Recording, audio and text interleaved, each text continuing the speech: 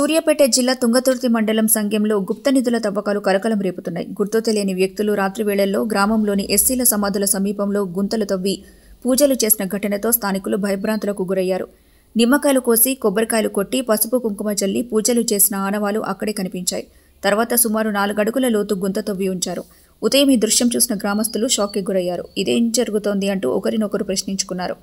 ఇదేమైనా గుప్త నిధుల కోసం చేసిన ప్రయత్నమా లేక మరో మర్మమా అని అనుమానాలు వ్యక్తమవుతున్నాయి. సమాచారం అందుకున్న పోలీసులు సంఘటనా స్థలానికి చేరుకుని విచారణ ప్రారంభించారు. పరిసర ప్రాంతాల్లో సీసీ కెమెరాల దృశ్యాలను సేకరించే ప్రయత్నం చేస్తున్నారు. గ్రామస్తుల వివరాల ప్రకారం కొంతకాలంగా గుప్త నిధుల పుకార్లు తిరుగుతున్నాయని, అదే కారణంగా ఎవరు తవ్వకాలకు పాల్పడి ఉండొచ్చని చెబుతున్నారు. ఈ ఘటనతో సంఘం గ్రామం ఒక్కసారిగా చర్చనీయాంశంగా మారింది. పోలీసుల విచారణ కొనసాగుతోంది. దాని మీద ఆడుకునేటట్టుంది కదా, ఏమో ఉంది కదా.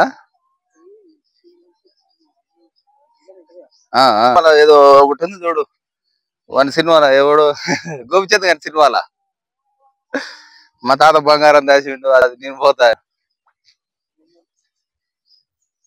పాత గుడి ఉండాను.